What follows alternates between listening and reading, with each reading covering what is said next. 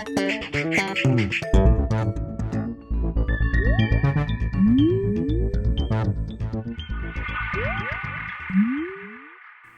everyone and welcome to The Vortex, where lies and falsehoods are trapped and exposed. I'm Michael Vorse. Imagine inviting someone to your house and in a very genteel, unassuming way, he tells you that your approach to running your household is fundamentally wrong.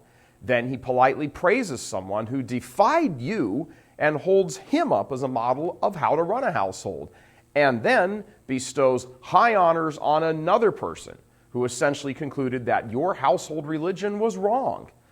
Well, in the UK, there's a term for that sort of behavior. It's cheeky. But this is exactly what our Holy Father did during his trip to Great Britain.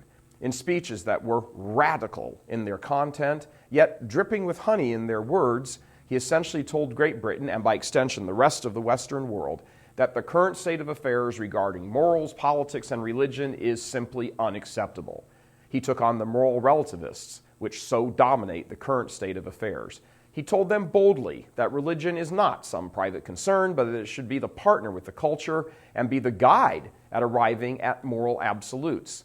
But he didn't leave it at just religion, but raised the bar when he stood in the very building, on the very spot where St. Sir Thomas More was declared a traitor and sentenced to death for defending God and moral absolutes and truth, and not just religion, but the holy Catholic faith. And, not content to merely come in and stir things up, he then traveled to Birmingham and raised Cardinal John Henry Newman to the honors of the altar and declaring him blessed, clearly pointing out that heaven is the goal, not some crazy socialist moral relativist utopia. That he stressed the intellect of Newman in his homily was a clear indicator that in the end, the smart money is on accepting Catholicism.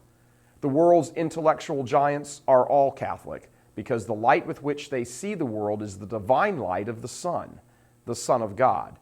He shouted this message loud and clear over the heads of the very rabble that he was speaking about.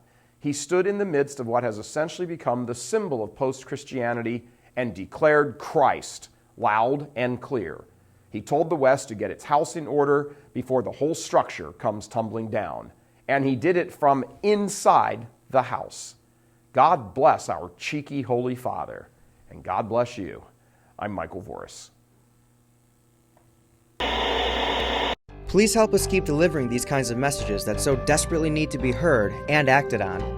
Join RealCatholicTV.com today as a premium subscriber. Become immersed in the faith established by Jesus Christ. The Catholic Church is the only hope against evil because that is its God-given mission. As our Lord said, apart from me, you can do nothing. Join RealCatholicTV.com today as a premium subscriber and come to learn and love Christ more deeply.